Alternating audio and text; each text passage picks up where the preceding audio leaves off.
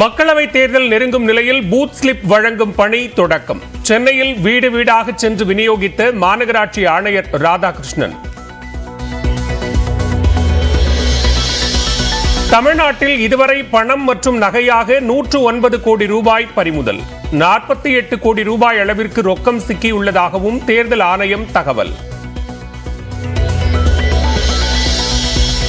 3500 கோடி ரூபாய் அபராதத்திற்கு எதிராக காங்கிரஸ் தொடர்ந்த வழக்கில் வருமான வரித்துறை பதிலளிக்க உச்சநீதிமன்றம் ஆணை.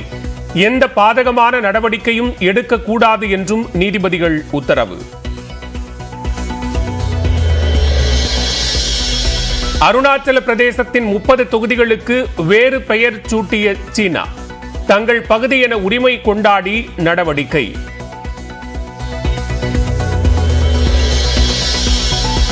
டெல்லி முதலமைச்சர் அரவிந்த் கெஜ்ரிவால் ஏப்ரல் 15 வரை நீதிமன்ற காவலில் சிறையில் அடைப்பு. அமலாக்கத்துறை காவலில் விசாரிக்க மேலும் அவகாசம் வழங்க டெல்லி நீதிமன்றம் மறுப்பு. செந்தில் பாலாஜிக்கு எதிரான வழக்கை மாவட்ட நீதிமன்றம் 3 மாதத்தில் விசாரித்து முடிக்க வேண்டும் என்ற உயர்நீதிமன்ற உத்தரவுக்கு தடை விதிக்க மறுப்பு. செந்தில் பாலாஜியின் கோரிக்கையை நிராகரித்தது உச்சநீதிமன்றம். அமைச்சர் உதயநிதி பேசும்போது கவனமாக இருக்க வேண்டும். சனாதனம் தொடர்பான வழக்கில் உச்சநீதிமன்றம் அறிவுரை. கச்சத்தீவை இலங்கைக்கு கொடுத்த விவகாரத்தில் திமுக இரட்டை வேடம் என பிரதமர் நரேந்திர மோடி குற்றச்சாட்டு. ஏழை மீனவர்கள் பாதிக்கப்படும்படி நடந்து கொண்டதாகவும் செய்தியை மேற்கோள் காட்டி எக்ஸ் தளத்தில் பதிவு. கச்சத்தீவு விவகாரம் மூலம் திடீர் மீனவர் பாச நாடகத்தை பிரதமர் மோடி அரங்கேற்றுவதாக முதலமைச்சர் மு.க. ஸ்டாலின் குற்றச்சாட்டு. திசை திருப்பாமல் தமிழக மக்களின் கேள்விக்கு பதிலளியுங்கள் என்றும் சவால்.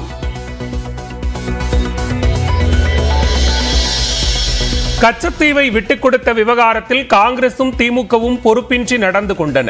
வெளியுறவுத்துறை அமைச்சர் ஜெய்சங்கர் குற்றச்சாட்டு.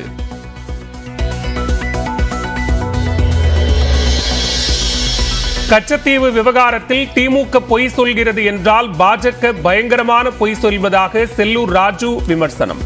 10 ஆண்டு ஆட்சியில் மோடி கச்சத்தீவை மீட்டெடுத்திருக்கலாமே என்றும் கேள்வி. தேர்தலுக்காக இவங்க திமுக பொய் சொல்றாங்க அப்படின்னா பாரதிய ஜனதா பயங்கரமான பொய்யை சொல்றாங்க. மோடிஜி அவர்கள் 10 தடவை 10 ஆண்டுகள் ஆகிடுச்சு பாரத பிரதமர் ஆகி. அப்ப அந்த மீனவர்கள் மீது தாக்குதலே நடக்காது என்ற தேர்தல் வாக்குறுதி என்ன ஆனது என பிரதமருக்கு அமைச்சர் உதயநிதி ஸ்டாலின் கேள்வி. 10 ஆண்டுகள் ஆண்ட பிறகும் சாதனைகளை சொல்ல முடியாமல் எதிர்க்கட்சிகளையே விமர்சித்துக் கொண்டிருப்பது ஏன் என்றும் எக்ஸ் பக்கத்தில் பதிவு. அரக்கோணம் திமுக வேட்பாளர் ஜெகத் ரட்சகனை ஆதரித்து ஆற்காட்டில் செல்வ பெருந்தகை பரப்புரை. தனது கோவை தொகுதியில் வாக்கு சேகரித்தார் அண்ணாமலை. ராணிப்பேட்டை மாவட்டம் ரத்னகிரியில் 200 சவரன் நகைகள் கொள்ளை. ஒருவர் பிடிபட்ட நிலையில் மற்றொருவரை தேடும் காவல்துறை. புதுச்சேரியில் வாய்க்கால் தூர்வாரும் பணியின் போது சுவர் இடிந்து 5 பேர் உயிரிழந்த விவகாரம். ஒப்பந்ததாரர் மற்றும் மேற்பார்வையாளர் கைது.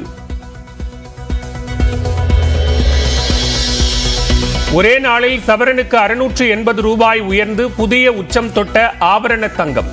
ஒரு சவரன் 51,640க்கும் 1 கிராம் 6,455 ரூபாய்க்கும் விற்பனை. ஐபிஎல்லில் டெல்லி அணியின் கேப்டன் ரிஷப் பந்திற்கு 12 லட்சம் ரூபாய் அபராதம். சென்னைக்கு எதிரான போட்டியில் பந்து வீச அதிக நேரம் எடுத்துக்கொண்ட புகாரில் நடவடிக்கை.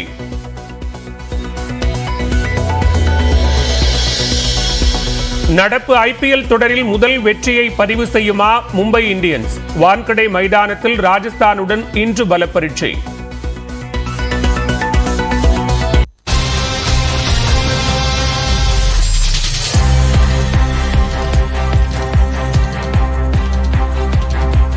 தற்போதைய அண்மை செய்தியை பார்க்கிறோம்.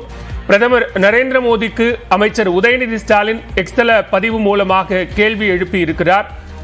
மீனவர்கள் மீது தாக்குதலே நடக்காது என்று அளித்த தேர்தல் வாக்குறுதி என்ன ஆனது என்றும், தேர்தல் வந்ததும் இத்தனை முறை தமிழ்நாட்டிற்கு வர முடிகிற உங்களால் கஜா புயல், மிக்ஜாம் புயல் என பேரிடர்களால் தமிழ்நாட்டு மக்கள் பாதிக்கப்பட்ட போது ஆறுதல் சொல்ல வராதது ஏன் என்றும் கேள்வி எழுப்பியிருக்கிறார்.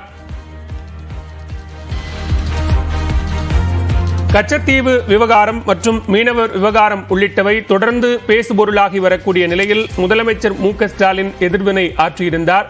இந்நிலையில் தற்போது பிரதமர் மோடிக்கு அமைச்சர் உதயநிதி ஸ்டாலின் பல்வேறு கேள்விகளை முன்வைத்து எக்ஸ் பக்கத்தில் பதிவிட்டிருக்கிறார்.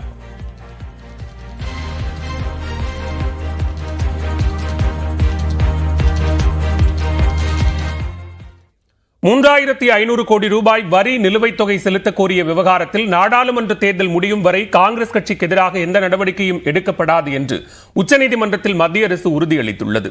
வட்டி மற்றும் அபராதத்துடன் சுமார் $3,500 கோடி வரி நிலுவைத் தொகையை செலுத்துமாறு வருமான வரித்துறை அனுப்பிய நோட்டீஸுக்கு தடை விதிக்க கோரி காங்கிரஸ் கட்சி தரப்பில் உச்சநீதிமன்றத்தில் மனு தாக்கல் செய்யப்பட்டது.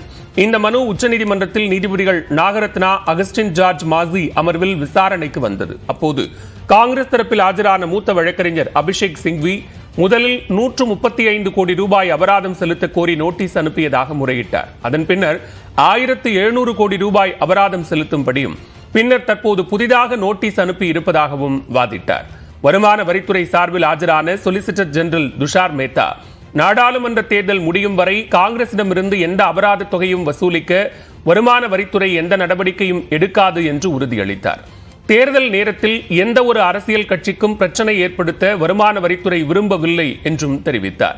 இருதரப்பு வாதங்களை கேட்ட நீதிபதிகள் இந்த வழக்கில் இறுதி முடிவு எடுக்கும் வரை காங்கிரஸ் கட்சி மீது எந்த பாதகமான நடவடிக்கையும் எடுக்கக்கூடாது என்று வருமான வரித்துறைக்கு உத்தரவிட்டனர். மேலும் காங்கிரஸ் கட்சியின் மனு மீது பதிலளிக்கவும் வருமான வரித்துறைக்கு நோட்டீஸ் அனுப்பி வழக்கு விசாரணையை ஜூலை மாதத்திற்கு ஒத்திவைத்தனர்.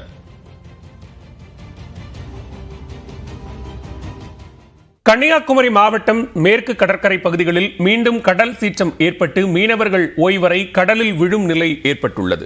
கன்னியாகுமரி மாவட்டம் மேற்கு கடற்கரையை ஒட்டியுள்ள கோவலம், மணக்குடி, அழிக்கால், பிள்ளைத்தோப்பு உள்ளிட்ட கிராமங்களில் நேற்று கடல் சீற்றம் ஏற்பட்டு குடியிருப்புகளுக்குள் கடல் நீர் புகுந்தது. அழிக்கால், பிள்ளைத்தோப்பு பகுதிகளில் தாழ்வான பகுதிகளில் கடல் நீர் புகுந்து அப்பகுதியில் உள்ள விளையாட்டு மைதானம், குடியிருப்பு பகுதிகள் கடல் நீரால் நிரம்பி காணப்பட்டது.